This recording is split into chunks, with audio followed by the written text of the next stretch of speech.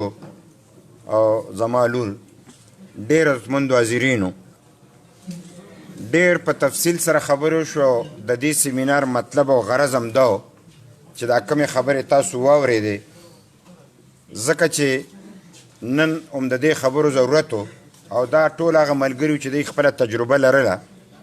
او د تجربې په رڼا کې تاسو سره خپلې خبرې وکړي. تاسو یقین وکئ چې ما نن ګوګل د دې دپاره کتو چې د پښتون سټوډنټ فیډریشن په حواله به په دې څه خبره بیا مې یوټیوب کتو نو د ټولو شته او زمونږ نو صرف یې دومره لیکلي وو چې 68 کې یو تنظیم جوړو او مطلب چې د مارشلا دورو او ورپسې خانه خاري وه. څومره خبرې مونږ وکړې. زه نن یو دا تجویز د خپلو کشرانو ته اږدم چې کم سے کم مونږ نه به یو خبره پاتې مونږ په تاریخ کې لکه لیک نه دی کړی، او چې لیک هم نه دی کړی نو نن چې دا مقاله کومه پیښ شوه دې کې تشنګي ځکه وه چې لیک زمونږ په حواله نشته. نو د ډېر کمال کړی دی چې بیا هم د یو ځای او د بل ځای نه حقیقت را جمع کړی دی. ولې د پښتون سټوډنټ فیډریشن تاریخ نشته؟ ځکه چې موږ لیکلی نه دی او موږ ټول لیکلو واله یو. سټوډنټ څه ته وایي؟ نو چې د سټوډنټ تاریخ نو بل به د چای. نو زه یو دا ریکویسټ کوم چې که تاسو کې هر څوک لیکوال وي نو د پښتون سټوډنټ فیډریشن دا تاریخ لږ په تسلسل سره ولیکئ. دا شی یا بند کړئ یا آزاد کړئ، نورې ګوتې پکې مه واخئ. لکه لږ ترتیب ته کوي دا تاریخ، ځکه چې دومره لرې هم نه دی خو د 68 نه په دې خوا تاریخ دی او ټول تقریبا د هغې وخت لږ ډېر خلک تاسو سره ژوندي شته.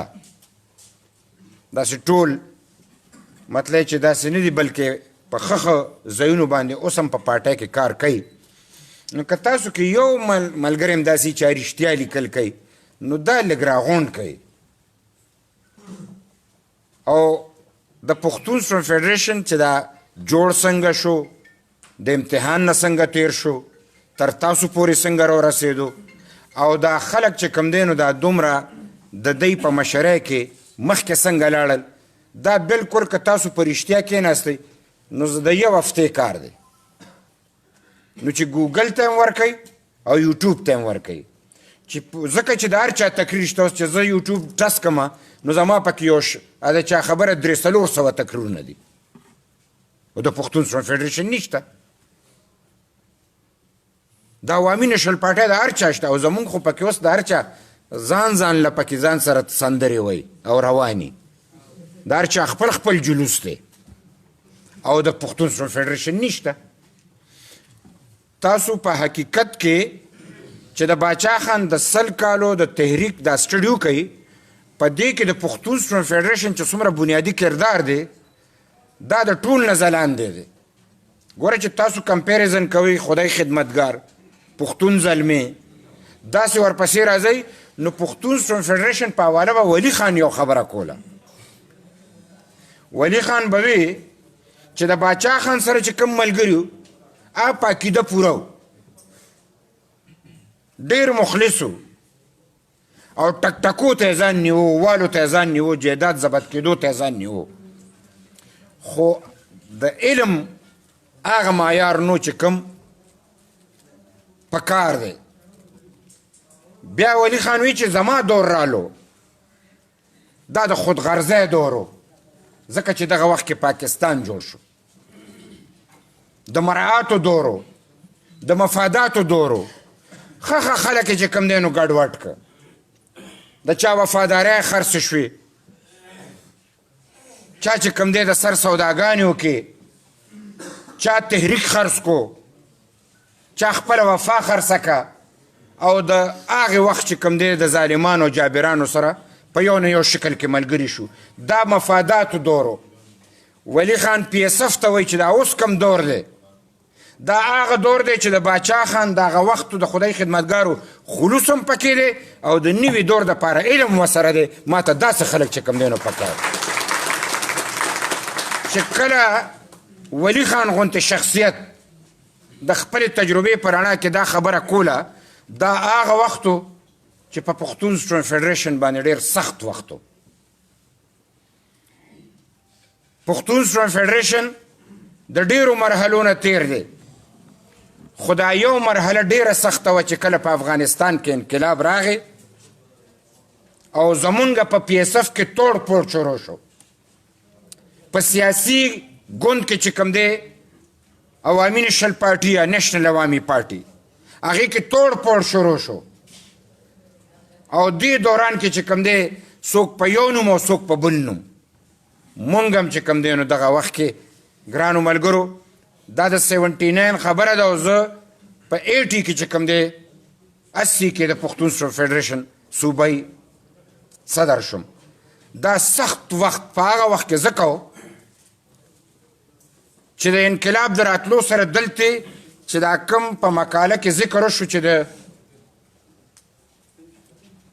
نظریاتي جنگ د سوشلیزم او د کمیونیزم خبره وه او د کیپیټلیزم خبره وه او مونږ سره خالص مخلص د خاورې د نشنلیزم او د خپلې خاورې د عقیدت خبره وه او مونږ په دې دوران کې چې کوم دی خپل ځان ژوندی ساتلو دا ډېر ګران کار و ځکه چې د دې حکومت هم زموږ خلاف و او ورسره چې کوم دی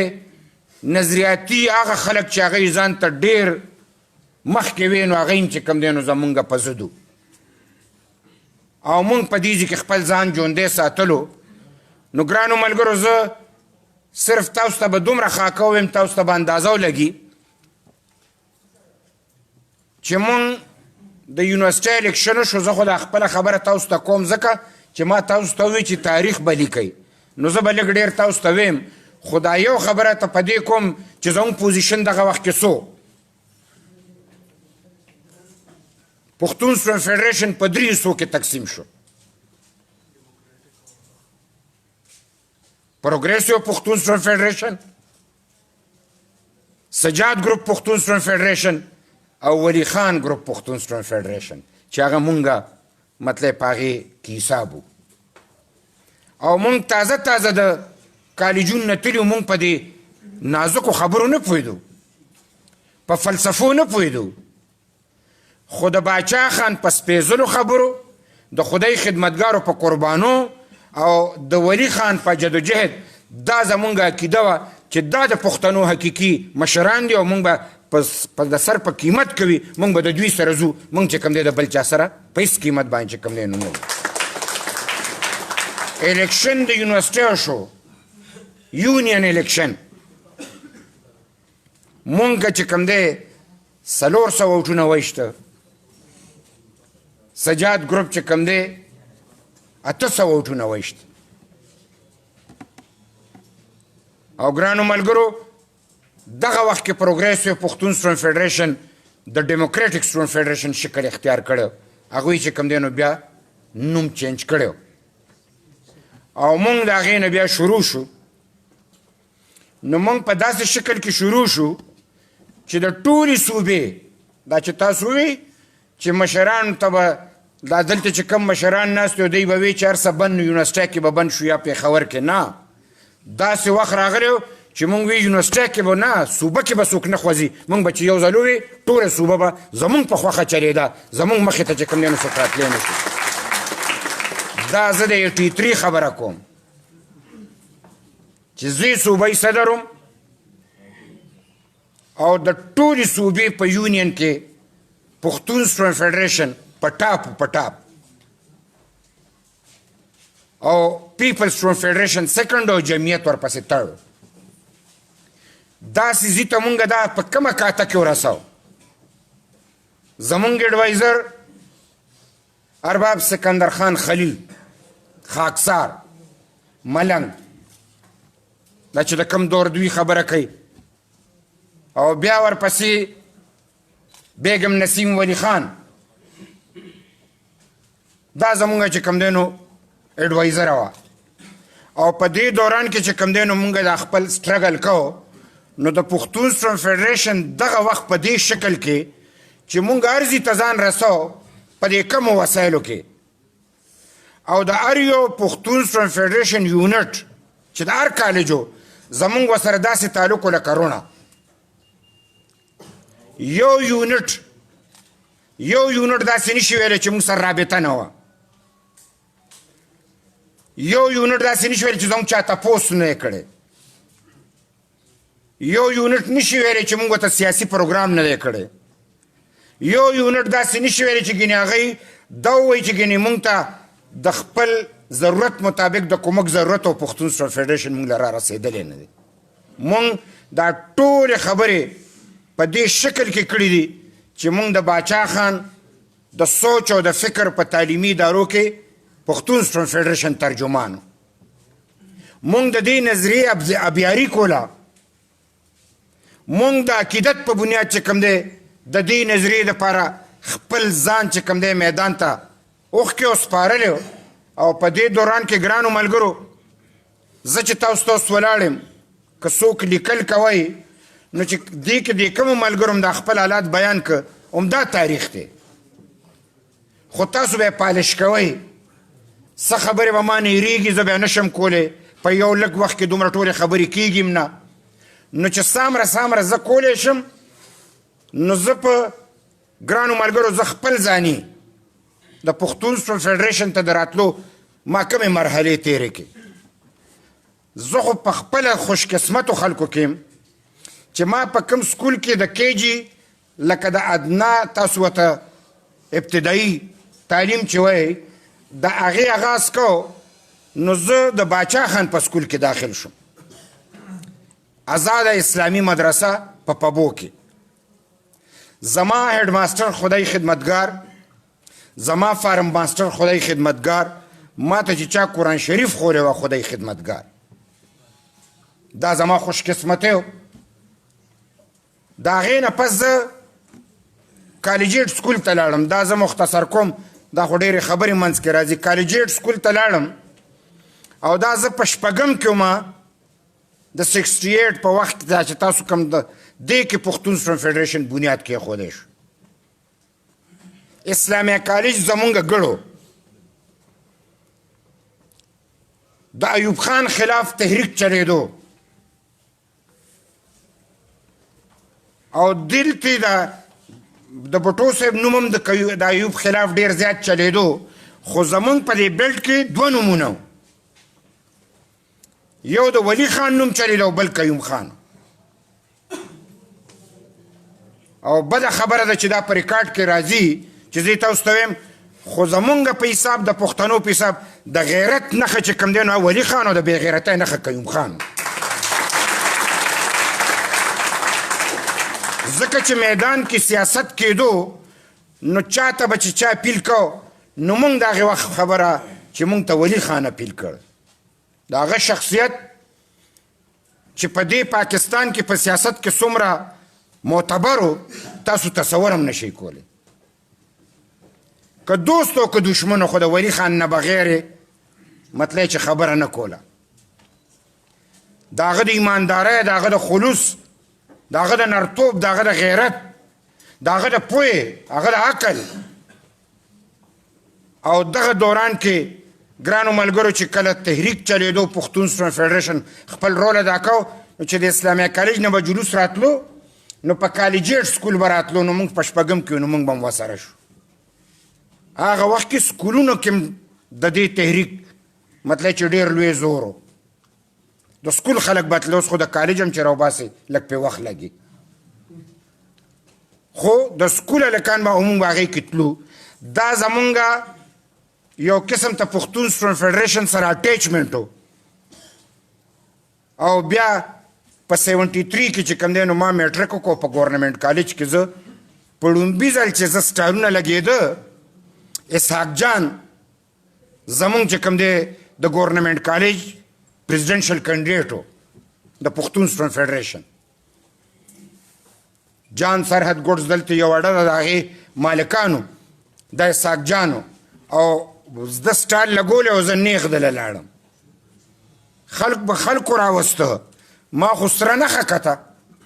نو چې ما خپله سره نښه وکته زه د ځانه ورلم او ما د 73 کې چې کوم د هغې نه پس 73-74 سیشن ما چې کوم دی خپل ممبرشپ دغه ډک او د هغې نه پس ګرانو ملګرو تر 79 پورې زه 100% د پښتون سټوډنټ فیډریشن ورکر وم لکه خلکو به راته تقریر کو ما به ورته لاس ټکاو سره ټوپی سور ریبن او هغوی به وی چې جلسه به ونه وایي میا صاحب څه شو ځکه چې زما چغې مشهورې وي وایي چې دی جلسه ګرموي دی لاسونه ډېر ښه ټکوي او ما سره به 4-5 ملګري همنوا نورم نو کار به نورم برابر نو تر دغې وخته به مونږ په دې فخر کوو چې زموږ مشران تقریر کوي او مونږ غواړي نو مونږ به دومره غټېدو چې زما مشر تقریر کوي او زه به ورته مطلب دلته میدان ګرمم نو خدای شته چې داسې به م ورته ګرم کړو چې خلکو به یې تماشه کول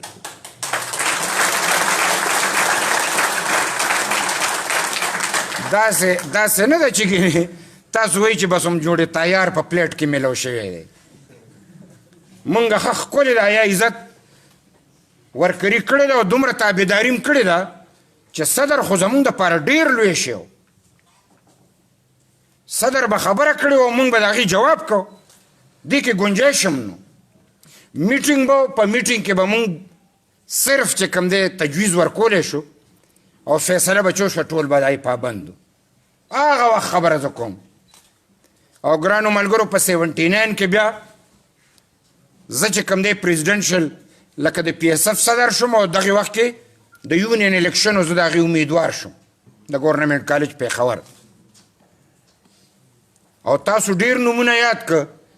خو اصرار چا یاد نه کو د جلیا خانزویو دا زمونږ پښتون سټوډنټ فیډریشن کې چې څومره تقریرونه تاسو وینئ او دا چې هر سړی وایي چې دا سوک خوځوي او دا شعر وایي دا چې کوم دی د اصرار نه مونږ زده کړي دي اصرار د جلیا خانزوی مونږ ته چې په وراثت کې پاتې شوی دی لطیفې ښه تقریر او د هغه دا شرط چې که دا تاسو ناس خلک یې چې زه یې جړوم ټیک به یې جړولی او وی به چې ګرموم نو دومره به یې ګرم کوي چې اور به یې لګو اسرار جلیا خانزوی هغه زمونږ د پښتون سټوډنټ فیډریشن صوبایي صدر و هغه وخت کې او بیا چې کوم دی ګرانو ملګرو زه لاړم نو اسمبلی د یونیورسټۍ ته نو ډېر بد حل نو چې دی ما ته صوبایي صدر شه نو ما ورته زه خو یونیورسټۍ کې پاتې نیم زما تجربه نه ده شته دلته خو ډېر ازموده خلک دی زه به څنګه چې کوم دی نو د دې صدارت کوم نو هغه ماحول داسې قریش زموږ صوبایي صدر و که چاته یاد شي وړوکي لاور بلکل قریش هغه غریب بس زموږ ورځې شپې داسې وي چې پیژنګلو ډېره ګرانه و مونږ به ورپسې ګرځېدو چې زموږ صوبایي صدر کوم ځای دی او غالبا په هاسټل 2 کې په بره چت کې کمره وه نو موږ به چې پیدا کړو نو موږ به ډېر خوشحال شو چې صوبایي صدر هم پیدا کړو حالات او واقعات داسې او بیا ګرانو ملګرو دغه مشري چې کوم دی چې د اورنګزیب قاضي صاحب زموږ مرکزي صدر و تاسو چې دا تاریخ بیان کو دې کې تاسو د سبحان نوم ویشتو او انور کمال دا پی ایس اف هغه وخت کې باضابطه طور د عوامي نشل پارټۍ پی ایس اف نو کله چې باضابطه طور شو نثار شینواري مرکزي دی چې سبحان چې کوم دی د قیوم خان سره دی چې کوم دی مردان کالج کې هغه چیف ګیسټ کړی او هغه چې کوم دی هغلته پروګرام کړی د پښتون سټوډنټ فیډریشن د سټیج نه نو هغې باندې دا خبره بیا راغله دا هسټري ده خیر دی تاسو بیا بلکل سیکرټري جنرال دا لکه دې نومونو کې چې کله تاسو خبره کوئ لږ لږ پکې ګورئ منځ منځ کې پکې مطلب چې خبرې راغلي دي نو تاسو به لږ رښتیا هسټري چې کوم دی نو منځته راولئ لکه چې څه تاسو ته اندازه لګي نو ګرانو ملګرو مختصرا دا چې زه خپل ځاني مې په رسالپور کې چې کوم دی نو پروګرام دی ما چې دی ته غاړه مې ښه نو ما ورته چې زه به دې 5 کې تاسو نه مطلب چې خامخا ځم خو دا موقع ما نه مس کوله چې پښتون سټوډنټ فیډریشن پروګرام به او دوی به ما ته وایي نو که زه 100 ټوټې یم خو زه به دوی له راځم او زه به دوی سره خبرې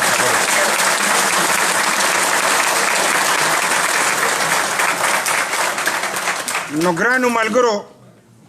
وخت د امتحانو زه په 83 کې م جیل ته تللی یم زه پښتون سټوډنټ فیډریشن کې غالبا صوبایي صدر ټولو کې زیات پاتې شوی یم ځکه چې تقریبا 4 کاله پاخذو صوبایي صدر وم پوخ نو تاسو به چې دا ولې دا ځکه یو خو د یونین الیکشنې به کېدې نو په دې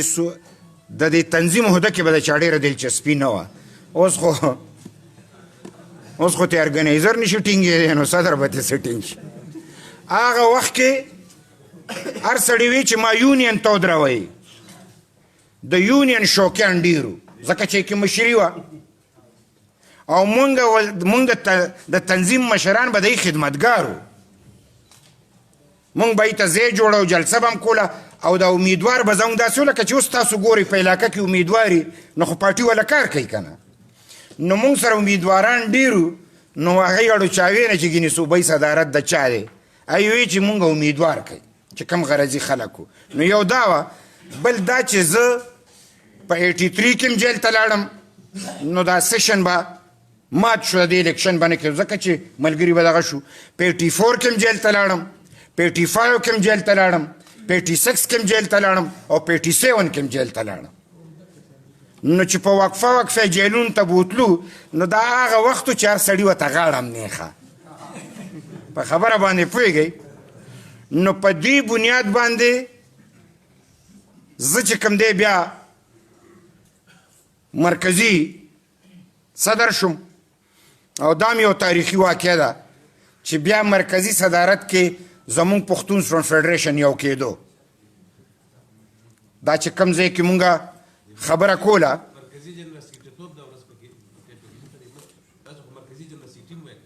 نه زه نیم پاتې شم نه زه داسې کاره شو خبره ده نو وبکو زه چې کوم دی نو دې وخت کې کراچۍ ته تللی وم د لا دپاره دلته د پښتون سټوډنټ فیډریشن یووالي خبره روانه وه ارباب مجیب الرحمن د خدای سره د خاوره وبخي دی زمونږه مشر و بغیر عهدې دی ځکه چې لیک پړم د هغه ډېر مطلب دی چې رښتیا خبره مخلص او ډېر ښه ورکر پولیټیکل ورکر داسې ما په ژوند کې نه لیدلی چې څنګه ارباب مجیب و ډېر مخلص نو هغه مونږ دلته مذاکراتي ټیم ته پرېښو زه کراچۍ ته لاړم ما له دغه راغی د اورنګزیب کاسي صاحب ما ته وایي چې میا صاحب هلته مذاکرات روان دي دا که ستا صوبایي صدارت پکې لاړو نو بیا به سي نو ما ورته کاسي صاحب چې پي اس اف یو شي نو زما صدارت دې پکې لاړ شي خو داسې چې را روان شو نو ما ورته وایي چې که ستا مرکزي صدارت پکې لاړو نو بیا نو ما ته دا څنګه کېدی شي دا شی ریکارډ کېږي نو خیر دی زه رښتیا وایم زما اوس هم ډېر مشر دی زه ډېر لوی احترام کوم د کاسي صاحب اورنګزیب کاسي صاحب نو ما ورته که ستا مرکزي صدارت پکې لاړ شي نو هغه وایي چې د دې خو سوال نه پیدا کېږي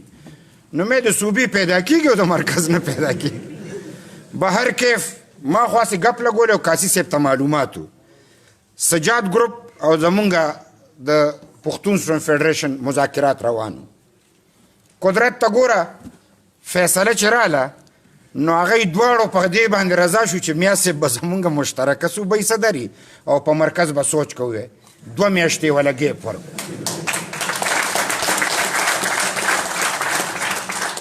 نو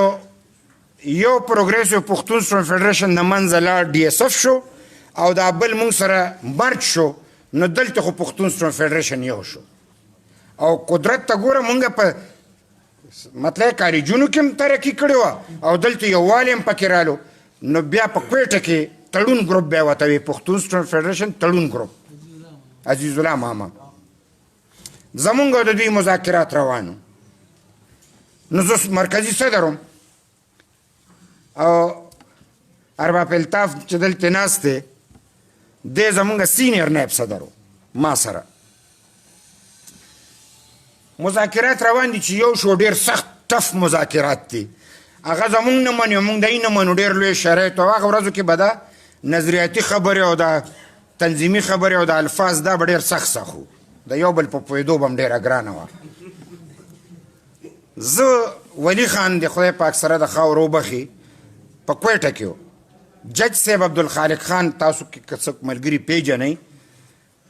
ولی خان جج صاحب ته وی چې د میا صاحب ته لږ ووایه چې راشي ماله نو دا به ډېره لویه خبره وه چې ولی خان وایي چې راشي مونږ به د ولی خان مخکې خبرې هم نه شو کولی زه لاړم د ارباب صاحب د کویټې ارباب صاحب په کور کې ولی خان و او زه ورغم ما ورته بابا تاسو څه وی و یاره بچی چې دا نور خلک یو ځای کېږي او دا دې ډېر ښه تاثر دی نو دا پښتون سټوډنټ فیډریشن بس تاسو چار څنګه یې خویاوې کوي نو بس مونږ ته خو اشاره پکار و نو چې زه په سبا مذاکراتو کې کېناستم هغه وی دا خبره مې ټیکه دا خبره ټیکه دا وی چې پرون یې سم ټیک نه و سر څه ټیکه ځکه چې حکم و بابا یو خوای شو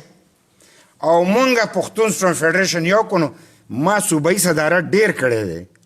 خو مرکزي صدارت 2 کال او ما 1.5 کال کړی دی لکه چې دلته م ګورې هسې نه چې تاسو وایي چې میا صاحب کړی زه به هم کوم نه داسې نه ده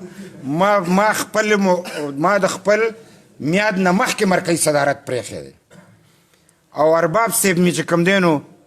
هغوی له ورکوې او ما ورته وایي چې د هغی کس چې کوم دی نو مرکزي صدر شو او ارباب صاحب ورپسې بیا 6 میاشتې پس چې کوم دی ارګنایزر شو او داسې پښتون سټوډنټ فیډریشن د ټول پاکستان په سطح باندې چې کوم دی نو یو شو دا یو تاریخي او ډېر لوی کنونشن هغلته شو ولی خان پکې چیف ګیسټ و د هغې ډېر لوی امپیکټ و د هغې ډېر لوی اثر و به هر کیف دا هغه یو مرحله وه چې ممکن ده چې زه په هغه شکل کې که چېرته موقع میلو شوه داسې په ارام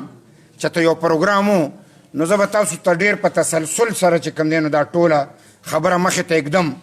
او تاسو لیکلو واله چې کوم دی که دې کې څه کمی بیشی وي نو دا زه د یاداشت نه لګیم نو هغه تاسو هغه ټیک کوئ درست کوئ زه په هغه خوش قسمتو خلکو کې وم چې ما د باچا خان سره دوره کړې ده زه د پښتون سټوډنټ فیډریشن په هغه خوش قسمتو خلکو کې یم او ګرانو ملګرو د هغې یو واقعه ته بیانوم چې تاسو ټول د هغې د پی ایس اف ملګري یئ نو چې لږ دې خبرې ته تاسو توجه وکئ ځکه چې د نن سبا د عدم تشدد په حواله باندې ډېر سوالونه اوچتېږي زمونږ ډېر ملګري کنفیوزه مي ډېر ملګري کلیره مي او د باچا خان همدغه رنګ په تارو کې جلسه وه ما پکې تقریر وکړو ما د پښتون سټوډنټ فیډریشن په جمع کې تقریر وکړو چې څنګه اندازي د ضیاءالحق وخت او ښه مطلب چې څومره چل مې زده نو خلک مې ګرم کړ ما وی بابا به هم خوشحال شي چې راتلو یې نو فرید طوفان صاحب راته وایي چې میا صاحب بابا دنه خفه دی ډېره عجیبه غوندې خبره وه چې بابا خفه دی پاتې څه شو د مشر حاجي صاحب کور کې کېناستو ما د بابا په خپو زور کوم ورته بابا تاسو خفه یې نو ما ته وایي بچی خفه نه یم خو دا تا دې تقریر کې څه وي ما ورته جي دا خو هم دې کالجونو کې همدغه رنګ کوو نو ما ته وایي چې تا خو دا خلک داسې ګرم که لکه جنګ ته برابر وو نو وایي دا د ضیاءالحق حکومت وایي دا مارشله ده میاوجي وایي دا د ټوپک خاوندان دي میاوجي نو وایي چې ته ورسره دا قوم جنګې نو څوک به مري چې دی بې ټوپکه دی او هغه د ټوپک دی نو وایي زه خو د عقیدې والا عدم تشدد والا یم خو تا نه تپوس کوم چې دا قوم ته په کومه کاته کې جنګې دا ولې لکه دا قوم به چې کوم دی صرف وال خوري ځکه چې د دې مقابله کې خو بله خبره نشته نو ما ورته چې بابا دې خبرې ته خو مې فکر نو بیا به زه چې کوم دی داسې تقریر نه کوم نو ما ته بابا وایي چې بس بچی هم دومره خبره ده هېڅ نشته اړو خفه نه یم دا خبره په دې باندې چې د عدم تشدد په بنیاد دا چې دا سامره سټرګل دی نو ځوانانو ته کله کله داسې یو خبره ښکاري چې د عدم تشدد باندې خو مسله نه حل کېږي خو دا تاسو ځان سره کلک ولیکئ کلک بزدله سړی به ګزار کوي ګزار بزدله سړی به ظالمي او چې کوم نر سړی دی به د حالاتو مقابله کوي دی به په چا ګزار نه کوي دی به چې کوم دی سټرګل کوي او دی به محنت کوي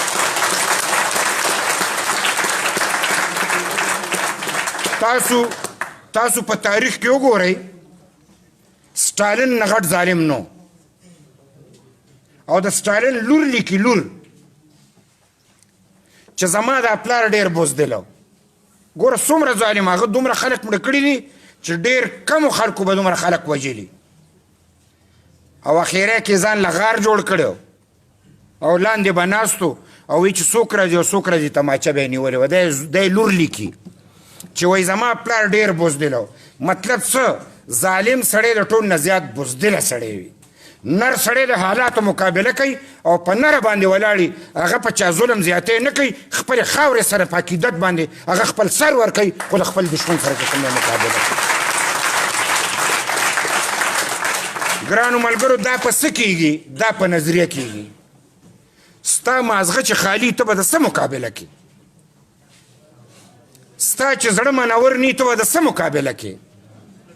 تا سره چې سوچ نی ته به د څه مقابله کوي تا سره چې د ځمکې مینه وي د قوم عقیدت وي ازادۍ دپاره چې کوم دی نو ستا ذهن کولو وي په خپله خاوره خپل چې کوم دی ته نظام غواړې او ته چې کوم دی دلته یو بدلون غواړې د خپلو خویندو میندو مستقبل محفوظ کې د خپلو بچو مستقبل محفوظ کې خپله خاوره ازادۍ هغه نظریه چې د عدم تشدد د فلسفې د لاندې ته په میدان کې ولاړې او ته په هغې منورې بیا د دنیا یو کس تا له شکست نشي درکولی څنګه چې ملنګ بابا په میدان کې ولاړو خلکو وی انګریز چې کوم دی دا غر دی غر باچا خان لیونی شوی دی غر سره سر جنګوي سر به یې مات شي غر به ونه خوځي نن تاسو په ایماندارۍ وایي غر شته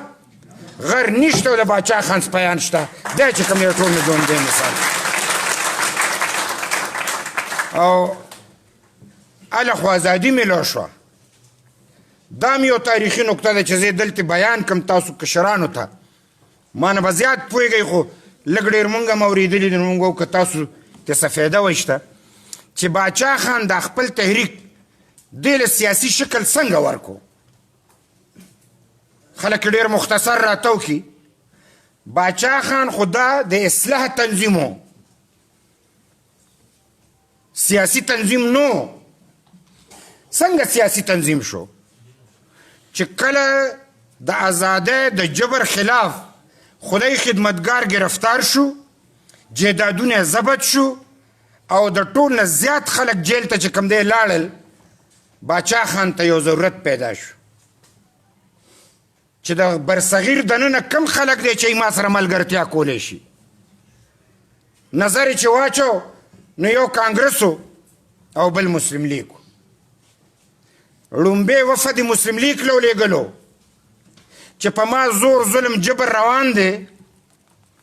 زما جیدادونه د خدای خدمتګارو ضبط شو مونږ جیل ته لاړو تاسو چې کوم دی نو مونږ سره په دې کې ملګرتیا وکئ مسلم لیگ ورته څه وی وایي مونږ د هندوانو خلاف یو د انګریزانو خلاف نه یو په دې خبره پوهېږئ دا تاریخ دی تاریخ د انګریز ځکه خلاف نو چې هغه سره ډنډه وه او خدای دی له داسې عقل نه دی ورکړی چې د ډنډې سره جنګ وکړي مسلم لیگ د هغه وخت نه دای دا سوچو نو بیا باچا خان چې کوم دی خپل وفد ګاندیجي له ولېږلو نو ګاندیجي ورته وایي چې بلکل ته ازادي غواړې زه ازادي غواړم انګریز ظالم دی د هغه خلاف جهاد کو تم کې او زم کوم نن چې کوم دی ستا خلک گرفتار دي او زمونږ خلک هم گرفتار دي لہذا مونږ په هر میدان تا سره چې کوم دی نو ملګرتیا ته تیار یو او د دغې وخت نه پس ته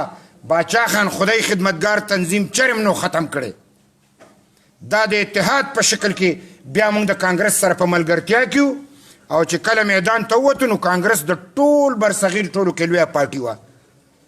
او د سرکار پارټي مسلم لیگ وه هغې کې په نوم سړی جیل ته نوتلی خو چې د کانګرس څومره خلک جیل ته تلي نو د باچا خان ملګري د هغې په ډبل جیل ته تلي د باچا خان ملګري په دې پښتونخوا کې وو پښتنو کې وو او د هغه په ټول برصغیر کې وو او بیا هم ته د باچا خان سپیان زیات وو دا په څه بنیاد باندې ځکه چې دلته رښتیا جدوجهد باچا خان کړی رښتیا ازادي غوسته نو ګرانو ملګرو چې د کانګرس نه مونږ زیات یو او د دې ځینې انګریز لاړو او دا وطن ازاد شون دا چا ازاد کو تاسو نه سوال دی چې ټول نه زیات جیل کې مونږ پراتو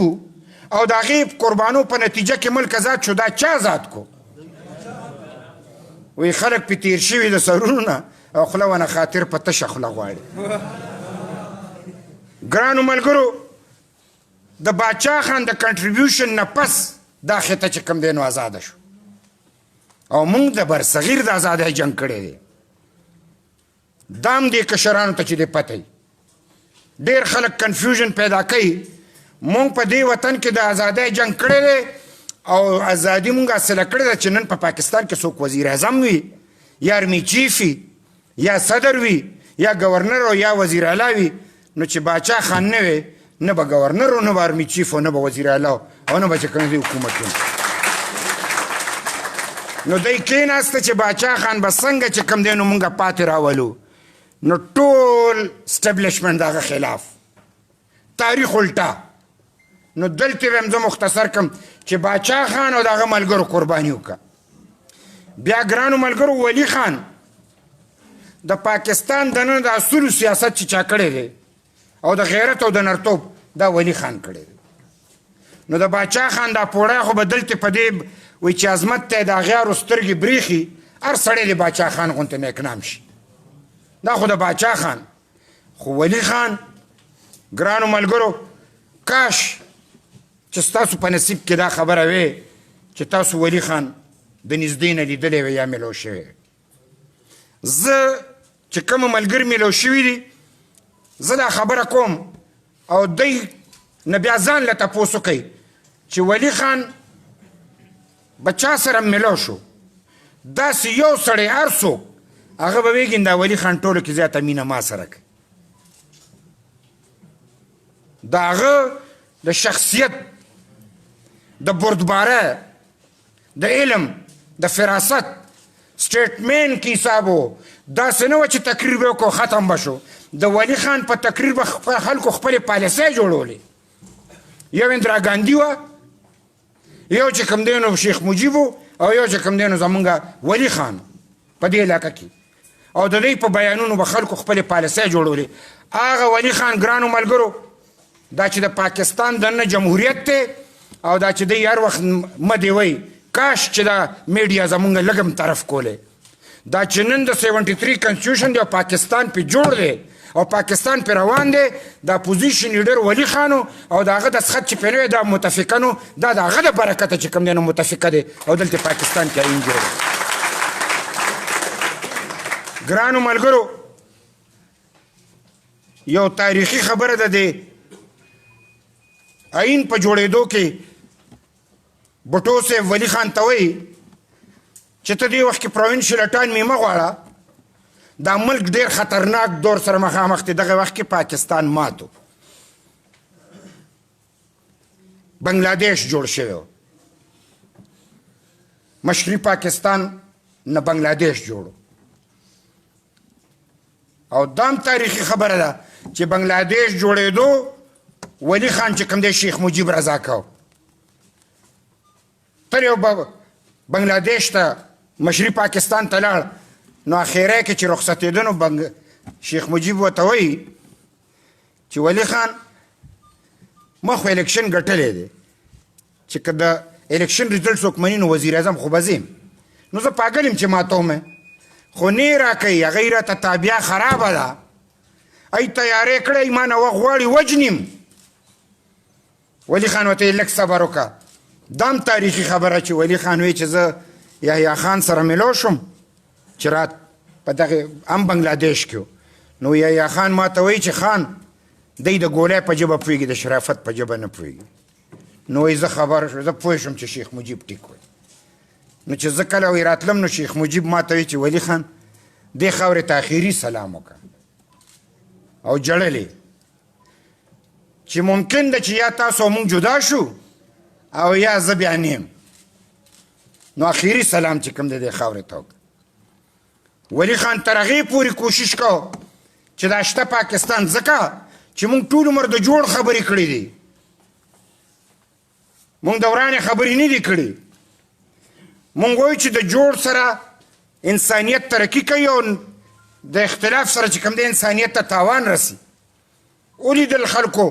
چې څومره خلک جیل ته لاړل او څومره خلک تباه شو هغه اسټرایک هم نه ځو چې څو لکه خلک چې کوم دی بې پلاره چې کوم دی نو پیدا شو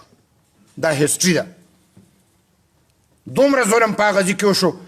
نن هغه لاړ خو بټو ولی خان ته وایي چې حالات ډېر نازک دي او د پاکستان 90,000 فوجیان چې کوم دی هندوستان سره په قید کیو او که تاسو صوبۍ خود مختیاری خبره کوي دا خبره به لږه ګرانه شي نو که دا نو ولی خان ورته څه وایي بس دا دې پورې وایم چې تاسو پې خبر شئ ولی خان ورته وایي چې بلکل ستا پاکستان زما پاکستان ته د اقتدار لیډر زه د اپوزیشن لیډر چې څنګه پې ته مینې داسې پې زه مینې خو صوبۍ خود مختیاري خو زه غواړم خو یو لار به وله راوباسو ولی خان ته هغه ورته وایي چې داسې کار به وکړو چې 15 کاله به زه غږ نه کوم خو په کنکرنټ لیست کې به یې کېدې او چې 15 کاله پوره شي نو بیا بیا راله راکړې نو بټو اوس یې ورته چې که 10 کاله شي نو ښه به ني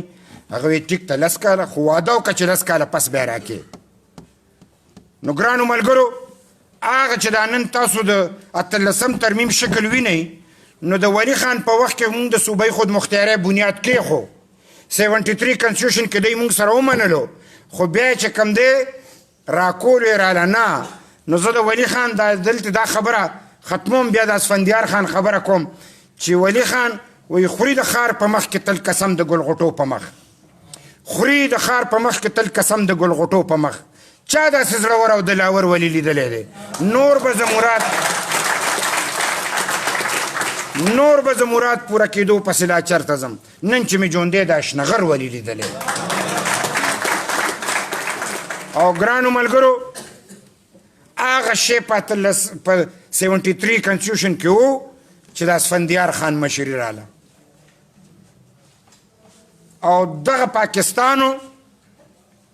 دغه اسمبلي وه 18 ترمیم چې کوم دی چې کوم د باچا خان او د هغه د ملګرو ارمانو کوم چې د ولی خان او د هغه د ملګرو ارمانو او هغه پوره شوی نو هغه زمونږ موجوده سالار بلکې سپاه سالار اسفندیار ولی خان او د هغه ملګرو دا د صوبۍ خود مختیاری ارمان د خدای خدمتګارو ارمان د هغه پوره کو او دلته 18 ترمیم چې کوم دی نو پای او بیا دا ګرانو ملګرو دا پښتون سټوډنټ فیډریشن دا 18 ترمیم دا خبره چې ده تاسو په دې کې د پارټۍ نه لږ تیز وایي تیزه دا پروینشل اټانمي چې راځي صوبۍ خود مختیاري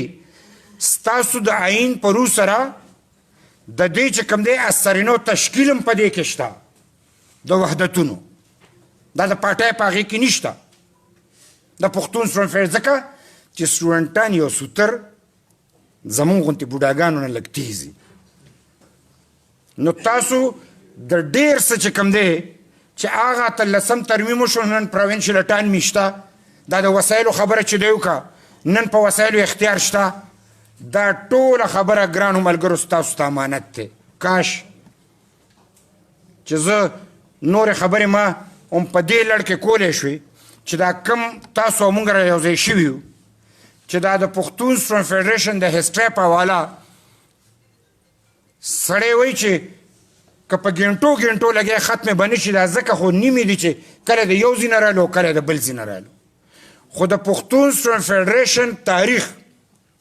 یو ټیم چې په پارټۍ داسې رالو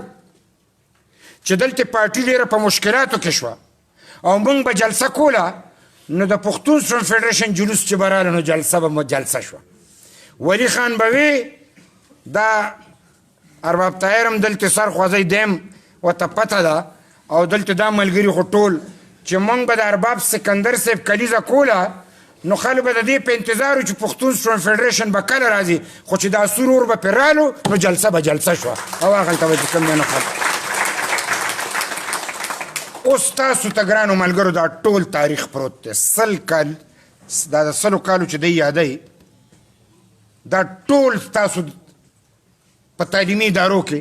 تاسو د دې مشران او نن د دې صوبې چې کوم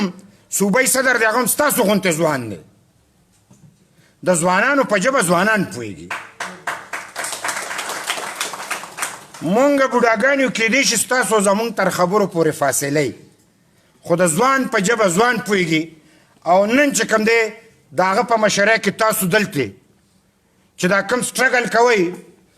دا د باچا خان د هغې 100 کالو نچوړ دی نچوړ دا چې په کم ځای باندې تیریږي او تاسو ته رارسي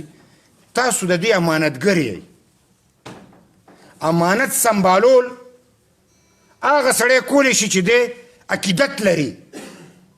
امانت هغه سړی کولی شي چې دی نظریه لري دی سوچ لري دی فکر لري دی کمیټمنټ لري هر رنګه حالات په پاټۍ کې راځي خو ټینګېدل دا هر چا کار نه دی په ځای ودرېدل دا هر چا کار نه دی ګرانو ملګرو دا زما دا وړه خاکه چې زه دې کې بیانوم نو که زه د باچا خان سپی نه وی ما ته نن زه چې کوم ځای کې م لاړ شم میا صاحب ستا ډېره لویه حوصله ده ځکه چې ستاسو غوندې زما یو زوی و او د دې اډوارډز کاري سټوډنټ و او دې ځینه فارغ شو ولا دلته چې کوم دی و 17 ګریډ کې افسر شو او د کوره د مازدیګر مونځ نه راووت او دهشتګردو چې کوم دی راګیر څلور ډزې په سر وویشت او څلور ډزې په سینه وویشت او تر هغې ورته ولاړو چې تر څو ترې ساه نه ووتې کسور یې سو صرف د میا صاحب زوی ځکه چې زه د حکومت ترجمان وم زه دلته چې کوم دی حکومت ماته په خپلې پاټۍ یو ډیوټي حواله کړې وه دی زما وسیله ماتوله زه وزیر اعلی صاحب راغوستم ماته وایي چې میا صاحب په اف ام ریډیو اعلان شوی دی او ته ګزاره کوه ایجنسو راته ویلي دي او هغه وایي چې میا صاحب کوم ځای کې په ګوتو درشي ګیرې کوي ټوټې ټوټې کوي نو ما داسې وخندل نو وزیر اعلی صاحب ویي ولې ما وی چې دی خو مې یری چې مړ شم یا یو ټوټه یا سل ټوټې خو زه په دې نوم پوهې چې ما به نه ټوټې کوي زما زړه به ټوټې کوي زما د ګل په شانتې اکه یک یو زوی چې زما د مشر رورم اولاد نو د بل رور مې اولاد نو او دکه یو زمونږ وارث او دا چې کوم دی نو شهید کو د دې دپاره چې زما حوصله ماته کي ګرانو ملګرو که زه د باچا خان سپی نه وی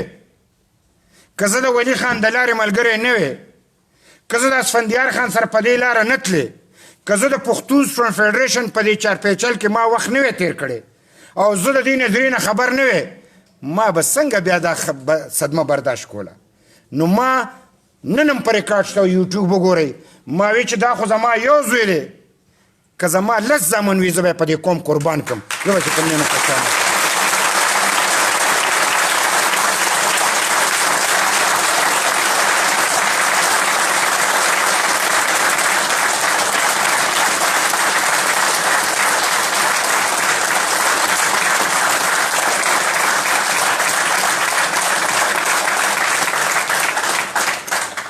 ګرانو ملګرو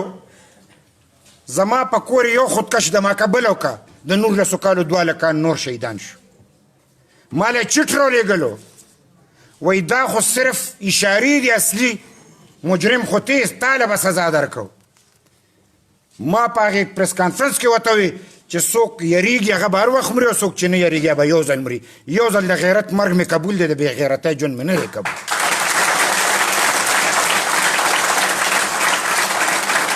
او مونږ به په سټوډنټ لایف کې دا شعر ډېر وی کاش چې نن بشیر بلور صاحب هم ژوندی نو هغه به بیبي ته وکتل چې دی به کله مري لکه په ګپ کې به ورته وي نو مونږ به دا شعر وی او دا شعر د دې وخت سره ډېر سمې خوري وایي که خازې شنې مې په قبر وي ولاړې که غلام مړ یم راځئ توکۍ پې لاړې چې په خپلو وینو نه یم لمبېدلې په ما مه پلیتوئ د جومات غاړې چې سورې سوری مې فوج د دشمن نه کو مورې ما پسې په کوم مخبته جاړې یا به دا بې ننګه ملک باغ یې دن کړم یا به کړم د پښتنو کوڅې ویجاړې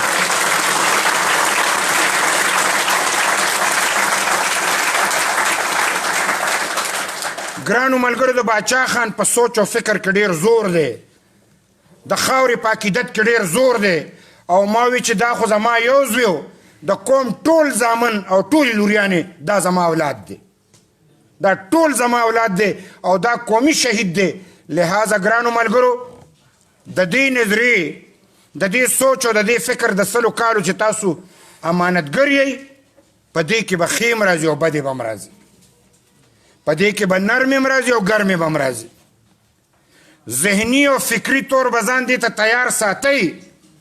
چې د وطن په جنګ کې هر رنګه خبرې پیښیږي او تاسو دلته زما لور ناسته ده تاسو د خویندو خبره وکړه او ادریس ووایي چې زه لاړم نو 80 کسانې وې مونږ چې د یونیورسټۍ الیکشن کولو مونږ له ښځو پروګرام کړی 500 کسانې ښځې چې کوم دی مونږ ته ناستې وې مونږ په هغې کې چې کوم دی او زمونږ لیډرانې ډېر شی دي که تاسو څوک لیکل کوئ نو په فیمیل کې به دله زه ډېر نومونه درکړم یو نه دوه نه درې نه مونږ پوره سټرګل په دې یونیورسټۍ کې کړی دا چې میډم نورجان به زه دلته نوم ځکه والم چې هغه سرکاري نوکري هم کوي خو ریټایرمنټ ته هم نږدې ده هغه زمونږ کنډیډیټه وه شازیه مروت هغه هم زمونږ چې کوم دی نو نایب صدر امیدواره وه مونږ داسې نه مونږ سره باقاعده تقریرونه یې کول او مونږ سره په جلوسونو کې تلل زمونږ چې کوم دی شاهده هغه زمونږ چې کوم دی لیډره وه یو شاهده نه 2 شاهدې بلکل او یو چې کوم دی نو د کیمسټرۍ کې لیکچرر او بیا پروفیسره شو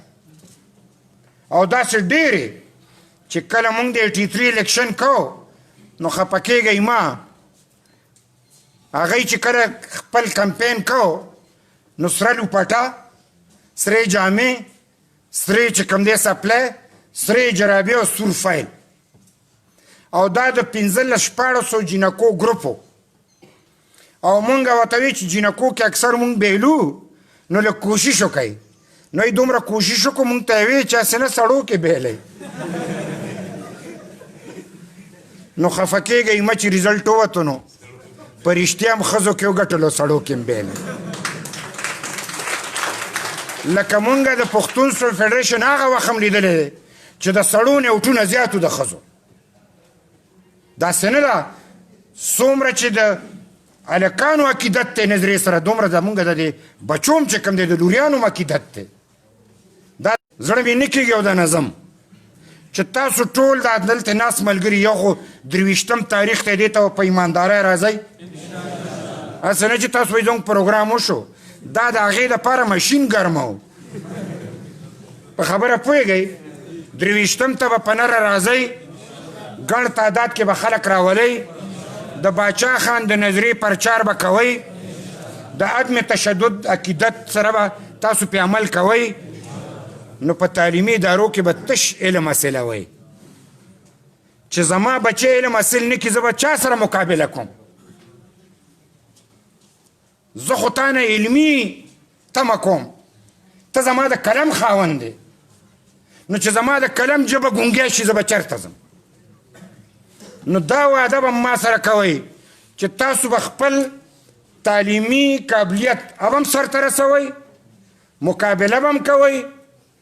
قومي امانت به هم ساتئ جدوجهد به هم کوئ او د خپل کور خیال به هم ساتئ لکه